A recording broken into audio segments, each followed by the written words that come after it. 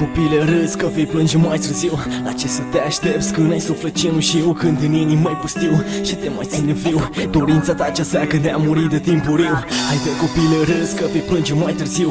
La ce să te aștepți când ai suflet cenușiu, când în inimă mai pustiu și te mai ține viu dorința ta cea seacă de a muri de timpuriu. Oglinda încă mă privește cu furie, în timp ce descriu lumea de dincolo de funie. De mânie scriu ce simt și de supărare cânt, în singurătate stând cu spiritul mult prea frânt. Vorbind cu mine, dialogul avansând, aflând că sunt luceafăr și când am loc pe pământ. Deci de asta nu o să rânci, mă separ automat. Am fost prea strălucitor și de asta m-au exilat.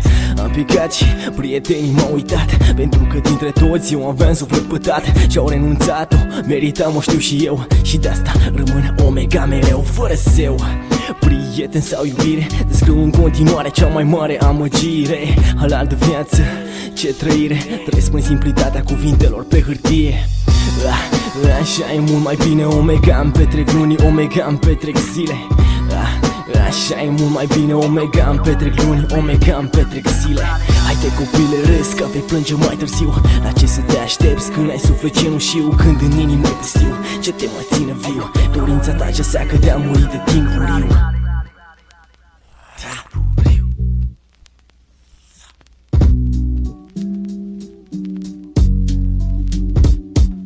Ieșit din tipar, pun mâna pe calendar și observ că au trecut prea multe luni în zadar. Aștepta măcar să-mi găsesc liniștea, dar încă sunt pierdut și harta am uitat-o într-un sertar. Era frumos să văd, să simt care ești tu, dar tot ce subestimez, pariezi tu. Ăsta e arestul la care sunt condamnat, că am uitat foarte ușor ce era mai important.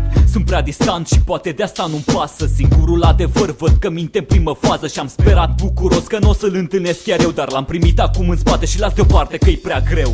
Haide copile râzi că vei plânge mai târziu. La ce să te aștepți când ai suflet cenușiu, când în inimă mai pustiu ce te mai ține viu dorința ta cea seacă de a muri de timpuriu. Haide copile râzi că vei plânge mai târziu. La ce să te aștepți când ai suflet cenușiu, când în inimă mai pustiu ce te mai ține viu dorința ta cea seacă de a muri de timpuriu.